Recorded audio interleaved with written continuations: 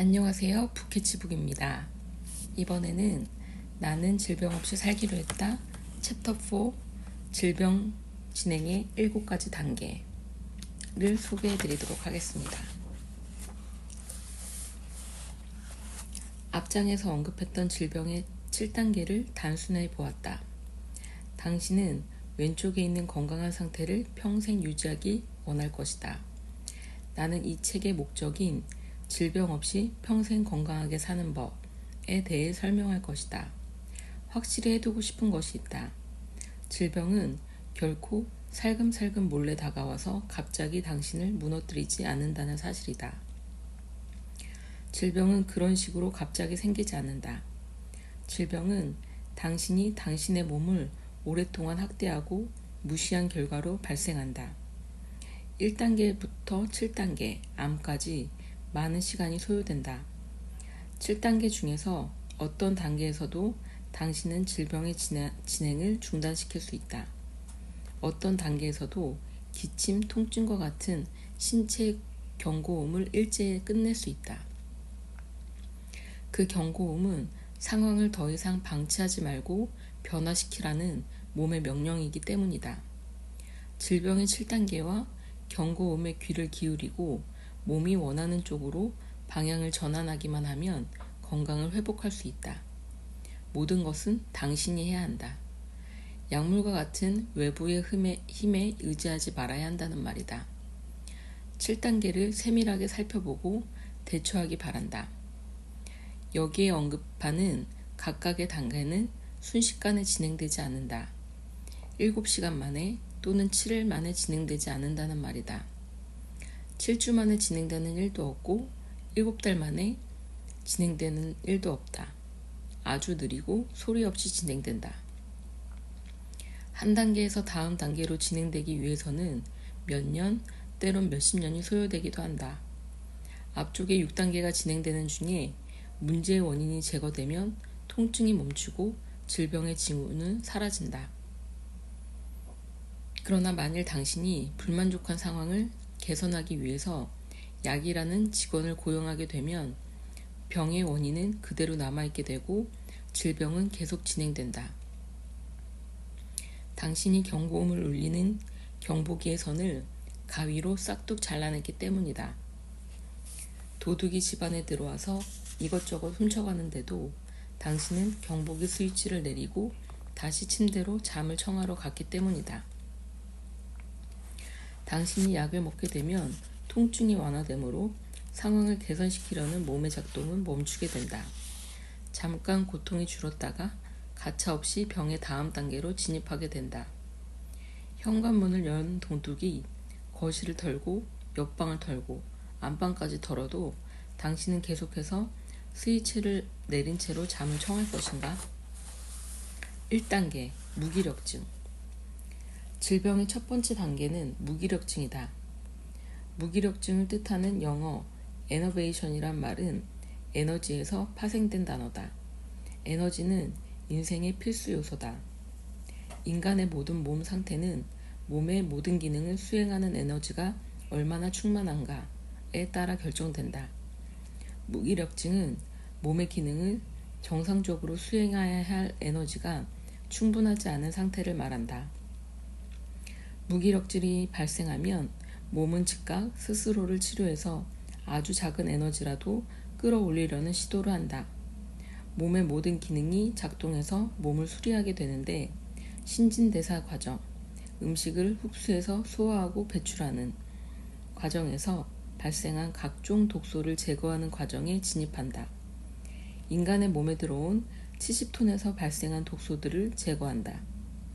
모든 음식에는 나름대로 독소를 가지고 있기 때문에 몸에 독소가 들어온다는 것은 아주 자연적인 현상이다.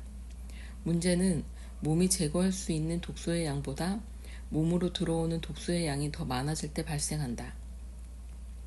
모든 독소들은 에너지의 힘에 의해서 제거되는데 독소가 너무 많으면 고갈된 에너지가 더 이상 힘을 쓰지 못하는 상황이 발생한다. 이 에너지는 수면과 휴식을 통해서 다시 복구가 된다. 에너지가 고갈되어 무기력증에 빠졌다는 첫 번째 경고음은 무엇일까? 낮 시간의 경우 몸의 움직임이 둔해지고 쉽게 피곤함을 느끼는 상태이고, 밤 시간의 경우 몸을 자주 뒤척이며 수면 시간이 길어지는 상태가 된다. 이러한 경고음이 몸에 사인을 주게 되면 짜증이나 신경질과 같은 정신적인 현상이 일어나면서 이를 바로잡으려는 쪽으로 몸이 작동한다. 이때 맨 처음에 나타나는 중요한 증상이 바로 식욕부진이다. 밥을 먹고 싶은 생각이 없어진다는 말이다. 왜 식욕부진이 가장 먼저 오는지 궁금하지 않은가? 음식을 먹어서 소화시키는 데에는 당신이 생각하는 것보다 엄청난 에너지가 소비되기 때문이다. 남아있는 작은 에너지로 즉각 치료 기능을 발휘하기 위해 우리 몸이 현명한 지적 작용을 일으킨다는 말이다. 음식에 대한 욕구를 줄여서 소화 기능에 쓰이는 에너지를 최소화해야만 무기력증을 치료할 수 있기 때문이다. 바로 이런 이유 때문에 모든 질병의 첫 번째 증상이 식욕부진으로 나타나는 것이다. 이 얼마나 아름다운 몸의 회복 기능인가? 이 아름다운 몸의 회복 기능인 식욕부진은 질병의 첫 번째 단계뿐만 아니라 모든 단계에서 나타난다. 그렇다면 무기력증 다음엔 어떤 증상이 나타날까? 2단계, 독혈증. 독혈증, 중독 또는 자가 중독이라고도 불린다. 위에서 언급했던 것처럼 미처 제거되지 못한 잔여 독소들이 혈관과 임파선 그리고 신체의 각 조직에 다량 침투했을 때 발생한다. 우리의 몸은 급박한 상황을 해결해야 한다고 인식한 후에 독소를 몸 밖으로 내보내서 건강을 유지하려고 노력한다.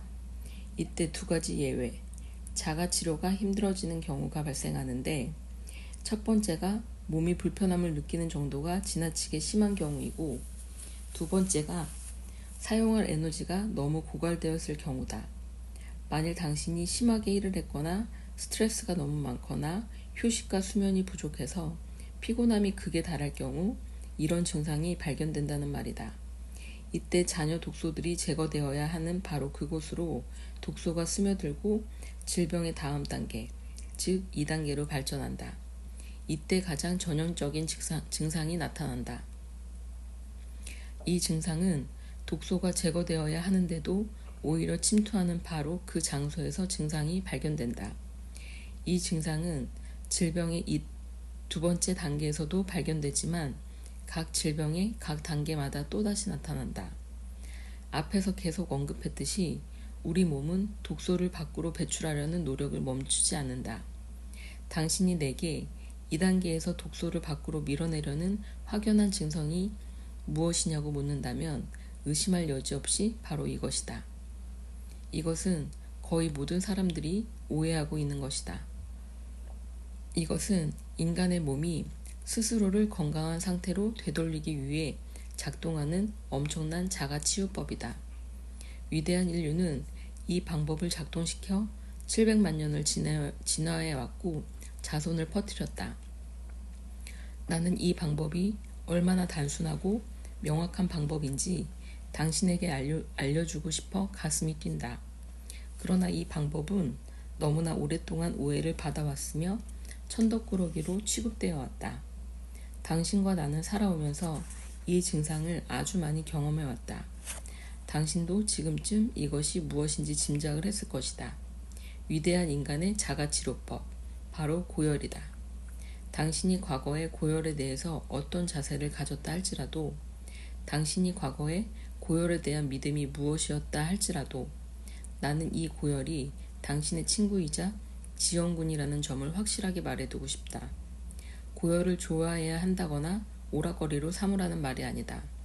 나는 고열이 우리 몸을 질병에서 탈출시켜주는 중요한 현상이라는 점을 말하고 싶은 것이다. 만일 당신이 어떤 사람을 만났는데 옷에 피가 잔뜩 묻었고 마룻바닥에 핏자국이 흥건하다면, 그가 가슴에 부엌칼이 찔린 채 당신과 마주쳤다면 도대체 저 피는 어디서 나온 것이죠? 라고 물을 수 있을까? 만일 어떤 사람이 의사의 치료를 받은 후 피가 묻은 붕대를 머리에 감고 수술실 나온다면 도대체 저 피는 어디서 나온 것이죠? 라고 물을 수 있을까? 당신은 당연히 피가 몸속에서 나왔으리라 무의식적으로 생각할 때고 깜짝 놀라 어쩔 줄 몰라 할 것이다.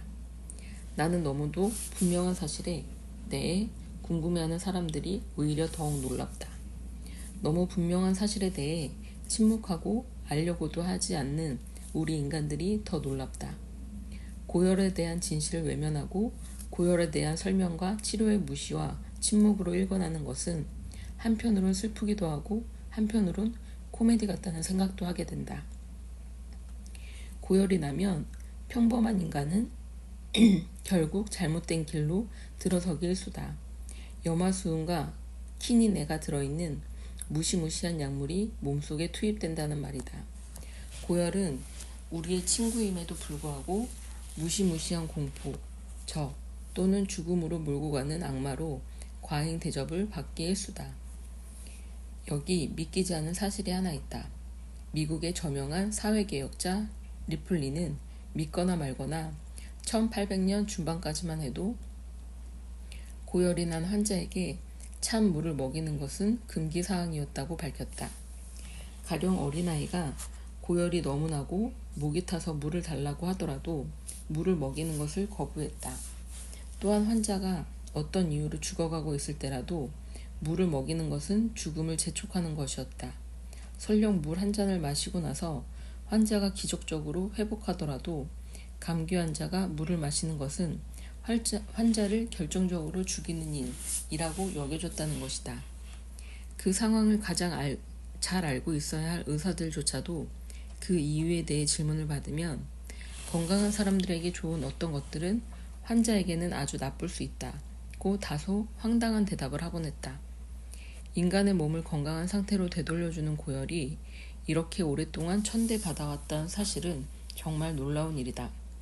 고열은 너무도 오랜 세월 동안 나쁜 악마로 오해받아왔으며 저주의 대상이었다. 고열은 사실 우리 몸의 방어작용이다. 가령 몸속에 독소가 지나치게 많이 축적될 경우 우리 몸은 즉각 신진대사 기능에 명령을 내린다. 가능한 열을 높이 올려서 몸속의 독소를 몸 밖으로 뱉어내라는 명령 말이다. 이 모든 것은 몸의 체온 조절 기능을 맡은 뇌 속의 시상하부에 의해 완벽하게 통제된다. 신진대사 기능은 크게 두 가지, 영양소의 흡수와 독소의 배출이라는 역할을 담당한다. 인체의 배출 능력을 넘어서는 독소가 축적되면 이를 밖으로 배출하기 위해서 몸의 온도를 높일 필요가 있다. 우리의 몸은 고열과 같은 특별한 치료법 없이도 독소를 배출하는 능력을 평소에도 가지고 있다. 바로 평상시에 몸의 온도를 높이는 일이다. 열을 발생시켜 독소를 잘게 녹여 액체 상태로 만든 다음 혈관으로 스며들게 한다. 이 액체 상태의 독소들을 인체의 배출기관으로 이동시킨 다음 몸 밖으로 배출해버리면 끝나는 것이다. 나는 아주 오래전부터 신문 기사를 모아왔다. 잘 정리해왔기 때문에 언제든지 주제에 맞게 꺼낼 수 있다. 여기에 기사 하나를 소개하겠다. 고열의 원인은 아직도 알 수 없다. 라는 제목의 기사다. 취재 대상이 된 의사에 의하면 고열이 무엇이고 원인이 무엇인지 묻는 독자에게 정확한 대답을 한다는 것은 힘든 일이다고 말했다. 이 의사는 다음과 같이 덧붙였다. 아무도 알 수 없습니다. 열이 어떻게 시작해서 어떻게 끝나는지 여전히 밝혀지지 않고 있습니다. 답답하지 않을 수 없다. 이 의사의 말에는 낮에는 왜 밝고 밤에는 왜 어두운지 아직도 밝혀지지 않고 있다는 말과 무엇이 다르단 말인가. 고열은 절대 미스터리가 아니다. 오히려 인체의 작동 기능을 설명하는 데 중요한 포인트다. 고열을 설명하기 위해 당신은 과학자가 될 필요가 없다. 과거든 현재든 초등학교 학생이라도 쉽게 이해할 수 있고 누구에게나 작동 원리를 설명할 수 있다. 고열은 아주 상식적이고 논리적으로 설명될 수 있다. 몸이 스스로 자가치유하는 인체의 지혜로운 메커니즘이기 때문이다. 고열에 대한 왜곡과 오해와 무지는 오늘날까지 계속되고 있다. 아주 현명하고 지혜로운 사람들도 자녀들이 고열에 빠질 때 공포에 휩싸인다는 사실을 나도 잘 알고 있다. 더 큰 병에 걸리거나 뇌 손상이 생길지도 모른다는 생각에 의사를 찾아가 약을 처방받는 것이 일반적이다. 인간의 몸은 그렇게 엉터리 진흙덩어리가 절대 아니다. 인간의 몸은 우리가 생각하는 것 이상으로 지혜롭게 처신한다. 우리 몸은 우리가 들어왔던 어리석은 공포심, 바로 뇌 손상이 오기 전에 스스로 온도를 올려 이를 해결하는 지혜를 가지고 있다. 거듭 말하지만 호모사피엔스는 700만 년 동안 이런 방법으로 스스로를 치유하며 진화해 왔다는 말이다. 당신은 피를 생산하는 인간의 몸이 적정량의 피를 생산하는 것을 잠깐 잊고 너무도 많은 피를 생산하는 바람에 신체 장기가 피 속에 익사하는 일이 생길 수 있다고 생각하는가? 당신은 음식을 소화시키는 우리의 몸이 소화 기능을 잠깐 착각하여 위를 통째로 소화시키는 일이 가능하다고 보는가? 당신은 자동으로 호흡을 하는 인간의 몸이 적정량의 공기를 들이마시는 일을 잠시 착각하고 엄청나게 많은 공기를 들이마셔서 폐가 폭발하는 일이 가능하다고 보는가? 터무니없고 우스꽝스러운 일 아닌가? 이런 일은 절대 일어나지 않는다. 이와 마찬가지로 몸에 열이 난다고 해서 머리카락이 새카맣게 타고 뼈가 재로 변하는 일은 절대 발생하지 않으니 걱정하지 마시라. 온도 조절 기능은 인체의 가장 기본적인 메커니즘의 하나다. 이 메커니즘은 몸에서 시작해서 몸에 의해 조절되며 아주 섬세하고도 지혜롭게 맨 먼저 작동되는 인체의 방어 기능이다. 이처럼 우아하게 디자인되고 세련되게 운영되는 인체의 메커니즘이 인체의 독소를 뱉어내는 기능을 수행하다가 기능이 꺼져서 뇌 손상이 오는 것이 가능하긴 한 것일까? 이런 엉터리 같은 일은 인간의 몸에서 절대 일어나지 않는다. 그러나 엉터리 같은 지식인들은 너무나도 많다. 위에서 언급했던 신문기사는 최근 1999년에 쓴 글이다. 여기에서 어리석은 의사는 고열에 대해 묻는 기자의 질문에 다음과 같이 대답했다. 환자에게 발생하는 고열은 우리 의학계가 수세기에 걸쳐 풀지 못한 주제입니다. 우리 인체가 매 순간마다 작동하는 이 온도 조절 장치라는 메커니즘, 바로 이것이 우리 몸을 보호하기 위한 기능이라는 사실을 이해하기가 그렇게 힘든 것일까? 나는 맨 앞에서 진리는 단순하다고 말한 바 있다. 이것을 설명하기 위해 내가 현학적이고도 복잡한 의학 용어를 사용했는가? 초등학생도 이해할 수 있는 원리 아니던가? 이처럼 너무도 단순하고 명확한 원리가 수세기에 걸쳐 수많은 의사와 의학 종사자들에 의해 왜곡되고 무시되어 왔다는 사실을 당신은 깨달아야 한다. 복잡하게 생각하지 마시라. 진리는 단순한 것이다. 나는 이 분야에만 30년 넘게 연구해왔다. 나는 30년 동안 노인이든 소년이든 고열로 인해 사망했다는 사람을 보지도 듣지도 못했다. 그러나 고열 때문에 약을 복용해서 문제가 생긴 사람은 수도 없이 많이 보았다. 고열은 인체의 독소를 제거하기 위해 작동한다.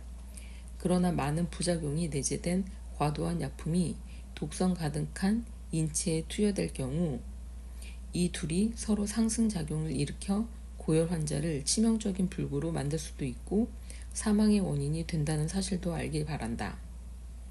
이때 약이 사람을 죽였는데도 불구하고 의사와 병원은 온갖 현학적인 의학 용어를 동원해서 고열로 사망했다고 가족에게 말한다. 사망 진단서를 읽어보면 금방 해답을 알 수 있다. 그 종이에 당신이 알기 쉽게 이해할 수 있는 친절한 용어가 있기는 한 것일까? 멀고도 먼 그리스어와 라틴어의 기초를 두고 있는 복잡한 의학 용어를 읽어 내려갈 때마다 답답해지는 당신을 돌이켜본 적이 정녕 없었단 말인가? 당신은 항생제의 원래 뜻을 알고 있는가? 생명에 반대한다는 뜻이다. 생명에 반대되는 약물이 당신 몸속에 투하된다는 말이다. 몸에 열이 난다고 해서 절대 두려워하지 마시라. 고열은 인체의 치료 기능 중에서 가장 명확하고 기본적인 기능이란 점을 확신하길 바란다. 당신이 지금 열이 심하다면 현재의 몸 상태가 2단계라는 것을 확신할 수 있다. 또한 짧은 시간 후에 사라질 것도 확신할 수 있다. 고열이 난다고 해서 약을 먹으면 절대 안 된다. 아주 가벼운 음식, 과일이나 과일 주스 정도나 물을 마시면 된다. 조용히 누워서 휴식을 취하면 된다. 일체의 간섭도 없이 몸이 원하는 방향으로 가기만 하면 된다는 말이다.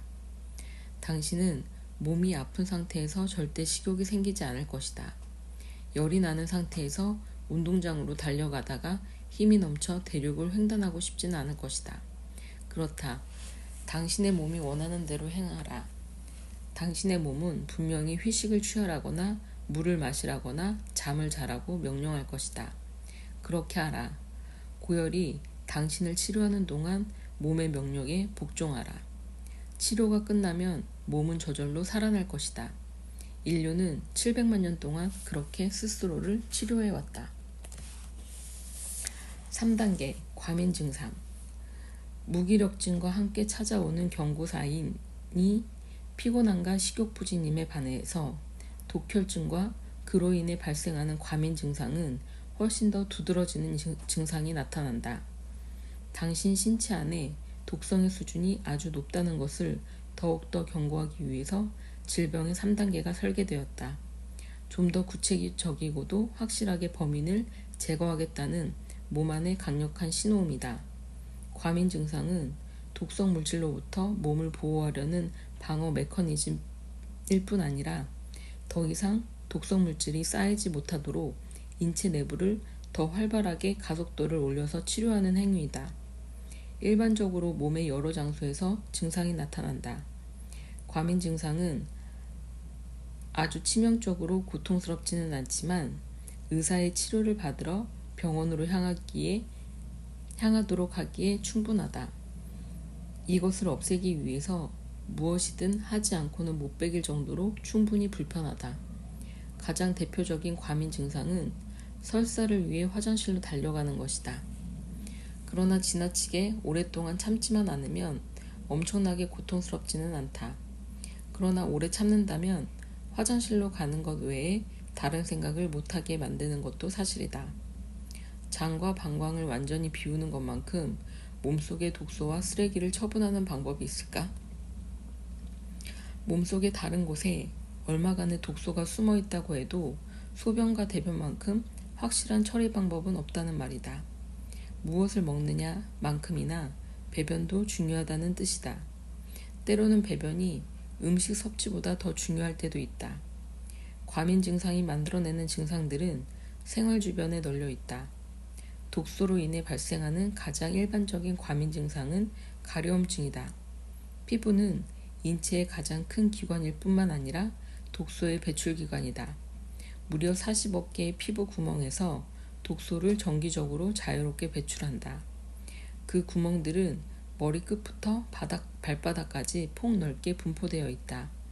만일 지금 당신의 피부의 어느 한쪽이 가렵다면 독소가 그곳을 통해 나가고 있다는 증명이 되는 셈이다. 당신이 손가락으로 그곳을 긁었다면 그렇게 함으로써 독소의 배출을 더 쉽게 하려는 자연스러운 행위다. 내부의 독소들이 피부 표면에 도달하게 되면 그곳의 피부가 민감하게 된다.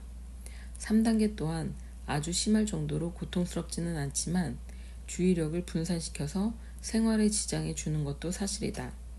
가려움증이 그리 심하지 않다면 당신이 눈치채지 못하는 사이에 다음 단계로 넘어간다. 4단계는 염증인데 뒤에서 구체적으로 다루겠다. 모든 사람이 과민 증상의 단계에서 가려움증을 느끼는 것은 아니다. 어떤 사람들은 아무런 이유도 없이 속이 메스껍거나 짜증이 나기도 한다. 이런 증상은 신체의 배출 주기인 아침 시간에 자주 발생한다. 과민 증상의 다른 형태는 콧물이 계속해서 나오는 경우다. 어떤 사람은 아무런 이유도 없이 자제심을 잃고 흥분하기도 한다. 만약 당신이 평상시와 다르게 마음이 급해지고 쉽게 화를 낸다면 그것이 3단계의 증상이다. 당신 또한 이런 말을 들어봤을 것이다. 저 사람은 항상 과민 반응이야 말이야. 건드리지 마세요. 상태가 심각하니까. 몸에 독소가 가득 차면 몸 상태가 예민해지고 과민 증상이 나타난다. 한 실험에 의하면 몸에 독소가 가득 차면 눈물샘을 자극해서 눈물이 자주 나는 현상이 나타난다고 밝히기도 했다.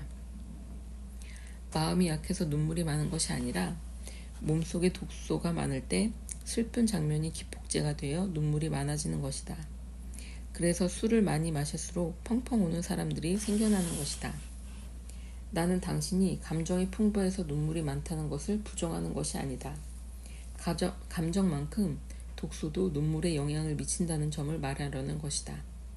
어린 시절 휴일 오후 부모님께 혼난 후 펑펑 울다 잠든 경험은 누구나 한 번씩 있을 것이다. 대낮부터 울고 난 다음에 잠에서 깨어난 그때 기분을 당신은 기억하는가? 언제 그랬냐는 듯 하늘은 청명하고 부모님은 인자해 보였다. 눈물의 미학이 아니라 독소 배출의 미학이라고 생각해도 무리는 아니다. 인간은 어떤 상황에서 어떤 방법을 통해서라도 독소를 배출하려고 발버둥을 친다. 인간의 몸은 때로 이처럼 단순하다. 평상시와 다르게 신경이 예민해진다던가 화가 자주 난다던가 걱정이 많아진다던가 하는 것들도 과민 증상의 예가 된다. 이런 증상들은 몸의 한쪽이 묵직하게 조여온다던가 두통이 자주 온다건다 하는 증상과 함께 시작된다. 잠이 잘 안 온다던가 잠을 깊게 못 자는 것들도 과민 증상의 예가 될 수 있다. 이러한 과민 증상들은 모두 살이 찌게 하는 원인들이다. 체중을 불린다는 말이다. 혀에 설태가 낀다거나 숨이 거칠어지기도 하고 몸에서 냄새가 나거나 얼굴이 누르스름하게 변하고 눈밑에 다크서클이 생긴다. 여자의 경우 생리가 불규칙해지고 생리량이 많아진다. 맙소사, 과민 증상 아닌 것이 없네요. 라고 생각할 수도 있다. 정확하게 보았다. 불행하게도 많은 사람들은 자기 몸에서 어떤 변화가 있는지도 모른 채 몇 년을 흘려보내기도 한다. 이런 불편함은 그리 심각하게 느껴지지 않는 법이라서 대부분 불편함과의 동거를 선택하기도 한다. 그러나 무기력증, 독혈증, 과민 증상이 오랫동안 무시되어 몸에 자리를 잡게 되면 더 지독한 놈이 서서히 몸을 공략하기 시작한다. 결국 필연적으로 4단계로 진입한다는 말이다. 4단계 염증. 염증이란 독소를 제거해서 몸을 다시 원상태로 회복시키려는 자가치료의 강력한 증거물이다. 4단계가 발생하면 모르고 지나칠 수가 없다. 가장 뚜렷한 증세가 나타나기 때문이다. 바로 통증이다. 통증은 아무런 이유도 없이 계획도 없이 발생하지 않는다. 통증은 절대로 부주의한 사람에게 내리는 벌이 아니다. 통증에는 반드시 목적이 있다. 나는 이 책에서 건강과 질병에 대한 새로운 시각을 소개하겠다고 말한 바 있다. 통증의 진실과 통증이 하는 역할을 이해하는 것이 그 새로운 시각에서 가장 중요한 부분이다. 통증은 당신의 친구다. 어떤가? 새로운 시각 아니던가? 아마 당신은 통증은 당신의 친구라는 말을 듣고 기분이 언짢았을 것이다. 그러나 그것은 사실이다. 결혼 종년기의 젊은이가 부모에게 소개해야 할 남자친구나 여자친구를 말하는 것이 아니다. 그러나 통증은 누가 뭐래도 당신의 친구다. 전혀 새로운 방식으로 통증에 대한 시각을 갖는 것은 당신의 인생을 평생 질병 없는 삶으로 인도해 줄 것이다. 나는 당신에게 통증을 사랑하라고 말하려는 것이 아니다. 나는 당신보다 더 통증을 싫어한다. 그러나 나는 통증이 무엇인지 잘 이해하고 있다.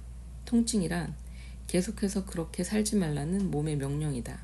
당신은 통증을 온전히 이해해야만 그것으로부터 벗어날 수 있다. 당신이 저녁 준비를 하다가 뜨거운 냄비에 한쪽 손이 닿았다고 가정해보자. 만일 그 한쪽 손에 통증이 느껴지지 않는다면 어떻게 될까? 만일 깨진 유리 조각이 질비한 운동장을 맨발로 달렸는데도 통증이 전혀 느껴지지 않는다면 어떻게 될까? 통증은 우리 몸을 보호한다. 통증은 다른 쪽 손을 뜨거운 냄비에 대지 않도록 경고음을 내는 것이다. 우리의 건강과 생명을 위험으로부터 구해주는 경고음인 것이다. 그렇다. 통증은 우리 몸의 가장 효과적인 경고음이다. 당신이 더 큰 위험에 처하지 않도록 더 이상 계속되면 더 더 큰일이 일어난다는 경고를 위해 통증이 설계되었다는 말이다. 그러나 우리는 불행하게도 이 상식적인 사실을 교육받고 자라지 못했다. 우리는 불행하게도 통증이 우리의 목숨을 구해주는 메신저라는 사실을 인식하지 못하도록 교육받았다. 통증이 장기적으로 계속된다는 것은 우리 몸이 젖먹던 힘까지 동원해서 자가치료를 한다는 증거다. 더 심각하게 발전될지도 모르는 심각한 독성 물질들을 제거하기 위해 안간힘을 쓰고 있다는 증거다. 통증은 당신의 한가한 시선을 집중시키는 우리 몸의 지혜롭고 적극적인 수단이다. 당신은 진정으로 당신의 통증에 집중해 본 적이 있는가? 아주 소수의 진실된 사람들이 있다. 그들은 통증이 우리 몸을 원상태로 복구시키려는 독소 청소의 증상이라는 것을 깨닫고 있다. 다른 쪽 사람들은 통증이란 건강을 공격하는 것이므로 어서 빨리 의사를 찾아가라고 부추긴다. 의사가 처방하는 대량의 약물을 몸속에 퍼부어서 진정시키라고 부추긴다. 그러나 진정한 병리학적 관점으로 들여다보면 통증은 인간에게 주는 경고음이다. 약물은 결탄코 문제의 원인을 해결할 수 없다. 약물은 통증을 완화시켜줄 뿐이다. 도둑이 들어왔는데 시끄럽다고 경고음을 차단시키는 것이 약물이라는 말이다. 현관문을 열고 거실을 털고 안방을 털고 있는데도 당신은 눈 비비고 일어나 경고음 스위치를 가위로 싹둑 자른 다음 다시 쿨쿨 잠을 자겠다는 말인가? 더 불행한 것은 당신이 약물의 도움을 받아서 통증을 완화시키고 있는 동안 당신에게 잘못된 신호를 보내서 인체 내의 독성 수치를 더 높인다는 것이다. 통증과 같은 불편한 질병의 증상들은 당신이 현명하게 대처하지 않으면 세포들이 미쳐버릴 수 있다는 경고음 그 이상도 그 이하도 아니다. 염증이 발생한다는 것은 몸속의 독소가 인체의 특별한 장소나 기관에 지나치게 침투해 있으므로 사력을 다해서 독소를 제거하고 있다는 사실을 증명한다. 독소 물질이 인체의 어떤 부분을 집중적으로 공략하기 때문에 염증이 발생한다는 말이다. 의학 용어로 염증을 아이티스라고 부르는데 어느 장소에 발생한 염증을 뜻할 때 전미사로 붙인다. 가령 맹장에 생긴 염증을 맹장염, 간에 생긴 염증을 간염, 신장에 생긴 염증은 신장염, 관절에 생긴 염증은 관절염, 대장에 생긴 염증은 대장염, 이런 식이다. 염증은 발생하는 장소에 따라 무한정 확장될 수 있다. 림프절, 즉 림프주머니에 염증이 생기면 크기가 커지고 부드러워지기 때문에 영어를 약간 변형하여 림프선염으로 변형해서 부른다. 림프선이나 림프절이 붓는 현상은 인체의 가장 명확한 경고음으로 독소가 오랫동안 장기 체류하면서 청소하고 있다는 뜻이다. 림프 시스템에 대해서는 뒤에서 자세히 다루겠다. 피부에 과민 증상이 생긴 다음 그것이 더 발전하면 피부염이 생긴다. 습진 및 건성과 같은 루푸스 타입의 증상들은 피부에 심각하게 영향을 주는 피부염의 일종이다. 이는 우리 몸이 복구 시스템을 가동해서 피부를 통해 독소를 몸 밖으로 배출하려는 노력의 본보기다. 이 시점에서 인체 내의 독소가 적당히 낮을 경우 자연히 피부염이 사라진다. 피부염이 발생하고 나서 얼마 후에 사라지는 예를 나는 수도 없이 많이 보아왔다. 그러나 불행하게도 대부분의 사람들은 상황을 인식하지 못한다. 오히려 약물을 사용해서 증상을 무마하려고 노력한다. 통증이나 증상이 잠깐 사라지는 것처럼 보이지만 문제의 본질은 사라지지 않는다. 독소를 청소하려는 노력이 약 때문에 방해를 받는다는 말이다. 숨어있던 독소가 몸의 다른 기관으로 이동할 때까지 독소의 양이 증가할 뿐만 아니라 위에 언급했던 것처럼 약물의 독소까지 합쳐져서 감당할 수 없게 된다. 4단계는 아주 중요하다. 7단계 중에서 한가운데 있기 때문이다. 당신은 이 시점에서 건강을 완전히 회복해서 건강한 상태로 돌아갈 것인가? 아니면 질병의 다음 단계로 더 깊이 빠질 것인가를 결정해야 하기 때문이다. 몸의 독소가 더 증가하면 다음 단계로 발전한다. 5단계 궤양. 피부나 점막이 헐어서 상처가 난 상태를 궤양이라 부른다. 질병의 5단계는 세포와 조직의 상당한 부분이 아주 오랫동안 독소의 공격을 받아 파괴되었을 경우에 나타난다. 조직들이 신경세포를 건드리기 때문에 종종 아주 심하게 고통스럽다. 신체 내부에 발생하는 대표적인 궤양이 위궤양이다. 위 점막에 생긴 손상이 번져 근육층까지 헐어버린 상태를 말한다. 이런 종류의 궤양을 경험해 본 사람이라면 이것이 얼마나 고통스러운지 잘 알고 있을 것이다. 몸 밖에 나타나는 궤양의 대표적인 것은 입에 생기는 구내염이고 팔이나 다리에 진물이 흐르는 궤양이 발생하기도 한다. 우리 몸은 궤양을 이용해서 독소를 몸 밖으로 배출하기 위한 시도를 멈추지 않는다. 어느 순간 독소의 수준이 충분히 낮아지면 궤양은 스스로 사라진다. 당신이 몸 스스로 치유하도록 도와주지 않고 약물을 사용하여 오직 증상만을 제거하려고 한다면 무시무시한 다음 단계가 기다리고 있다. 6단계 경화증. 흉터 또는 경화증의 한 형태다. 경화증이란 조직이 딱딱해졌다는 말인데 궤양과 같은 것들이 있었던 곳에 무언가 다른 조직이 뭉쳐져 있다는 것을 말한다. 그러나 이렇게 어떤 조직이 경화되는 데는 반드시 목적이 있다. 건강한 몸을 위협하는 독성 물질들이 주머니 속에 돌돌 말려 들어가서 포장된다는 것은 무엇을 뜻할까? 여기까지 공부한 당신은 어렴풋이 짐작할 수 있을 것이다. 그렇다. 격리다. 독성 물질들을 한 곳에 격리시켜 몸속의 다른 장기로 퍼져나가는 것을 방지하기 위한 몸의 안간힘이라는 말이다. 종양의 형태를 보이는 이 주머니는 종종 암으로 잘못 진단되기도 한다. 특히 몸의 다른 장소에 암이 발견되지 않을 경우 의사들을 오진하게 만드는 주범이기도 하다. 경화증은 우리 몸이 현재 세포의 조정을 받고 있는 마지막 단계라는 점에서 공포가 아니라 경각심을 가져야 하는 것이 마땅하다. 이 단계에서 당신이 이를 무시하고 몸을 더 학대하는 행위를 한다면 그렇다. 당신의 세포가 미쳐버리는 상태가 된다. 당신이 아무리 좋은 음식과 환경을 제공한다고 하더라도 세포들은 삶을 포기하고 미쳐버려서 기생충 같은 삶을 살기로 결심한다는 말이다. 그렇게 오랫동안 경보의 신호음을 보냈음에도 당신이 경고 스위치를 내리고 잠을 쿨쿨 잤으니 방 안에 있는 보석들과 금고의 돈들과 비싼 골프채들도 미쳐버려서 도둑을 따라 도망가기로 결심한다는 말이다. 계속해서 불건전한 생활을 하고 헛된 음식을 먹고 독성 가득한 약물을 몸에 퍼붓는다면 마침내 세포들은 본래 타고난 고유의 유전적인 성질을 변형시켜서 난폭해지고 미쳐버리게 된다. 세포가 난폭해지고 미쳐버리는 상태, 이것을 우리는 암이라 부른다. 7단계 암. 질병이 진화해서 마지막 단계에 멈춘 것이 바로 암이다.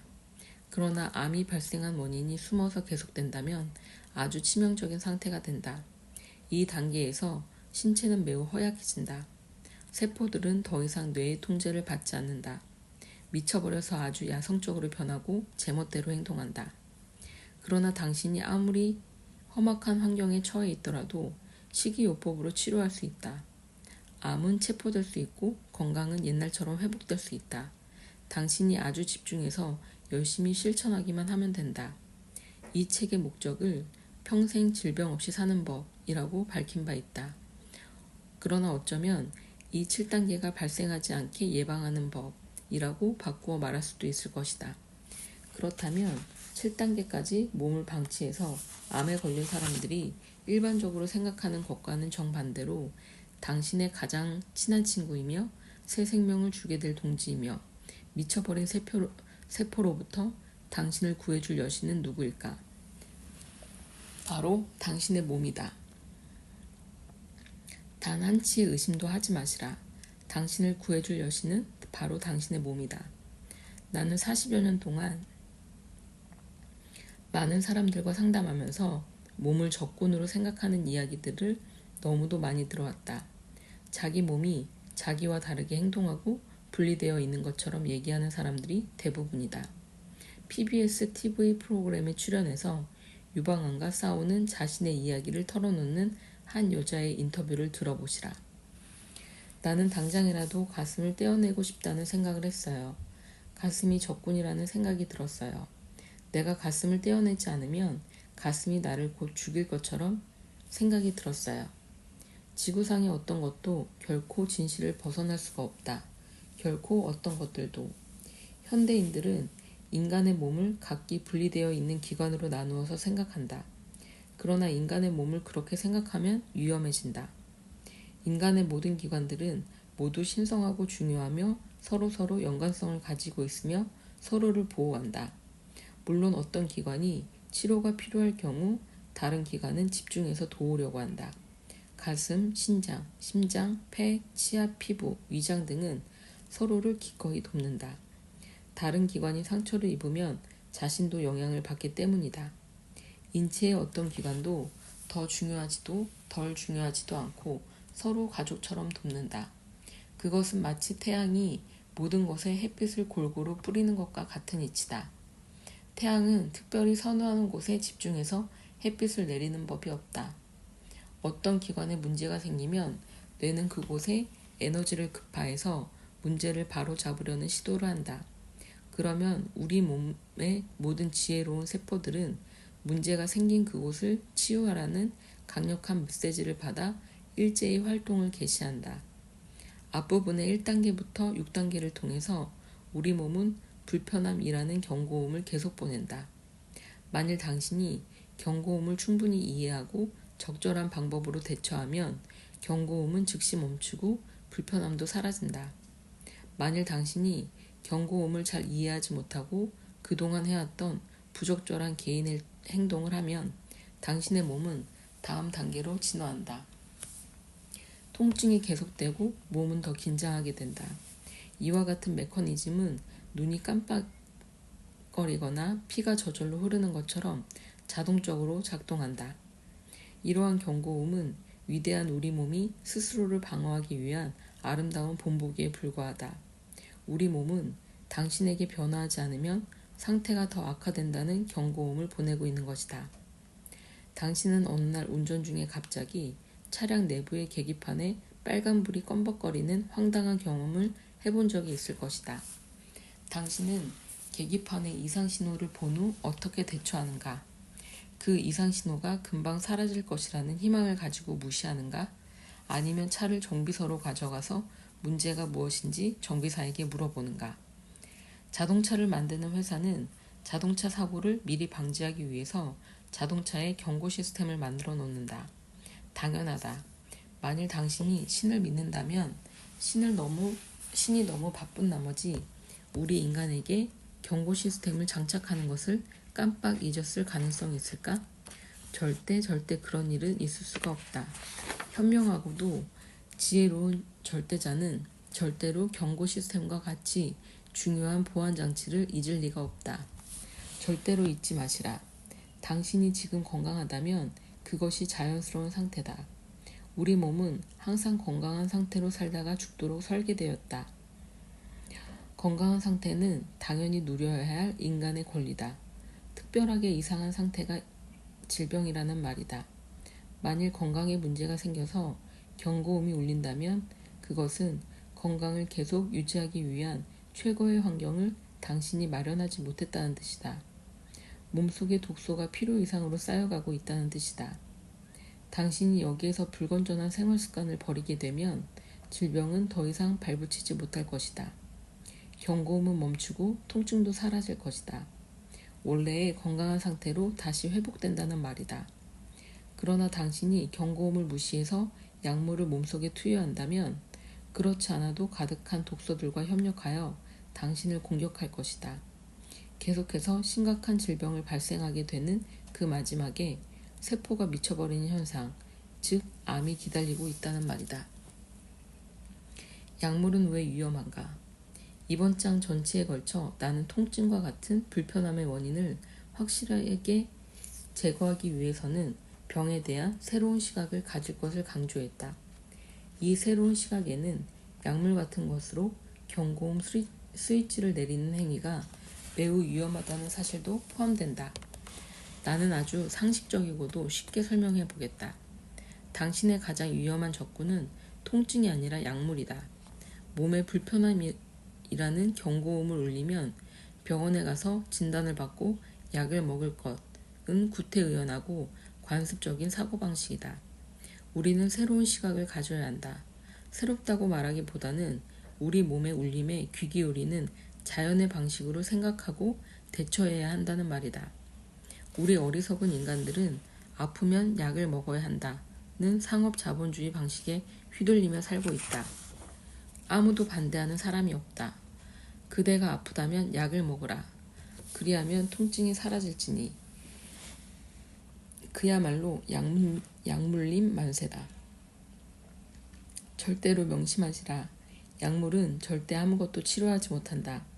돈을 팽개치고 자연치유를 연구하는 양심 있는 의사들은 이렇게 말한다. 거의 대부분의 경우 약물은 질병의 원인을 몸속 더 깊은 곳으로 옮겨 심는다. 생명을 위협하는 질병의 증상을 몰래 숨기는 것도 위험하지만 용량을 초과하거나 잘못 사용하는 것도 심각하게 위험한 일입니다. 약물은 증상을 속인다. 증상이 안 보이도록 보자기를 씌워 놓는다. 약물은 바로 그 목적을 위해 사용된다. 약물은 당신의 몸의 경고음 스위치를 가해로 싹둑 잘라 놓음으로써 당신의 몸을 위해 해야 할 일을 잊게 만든다. 문제가 있음을 알려주기 위해서 통증이 존재한다는 말이다. 약물을 사용하면 문제의 원인이 감추어진다. 그래서 당신의 질병이 한 단계씩 더 진행되는 것이다. 이 분야의 권위 있는 잡지 의사를 위한 타운샌드 편지는 다음과 같이 밝혔다. 의사들이 처방하는 각종 진단서의 약물은 영양제로 대체되더라도 문제가 없습니다. 영양제나 약물이나 별로 차이가 없다니 내게는 별로 놀랄 만한 내용도 아니다.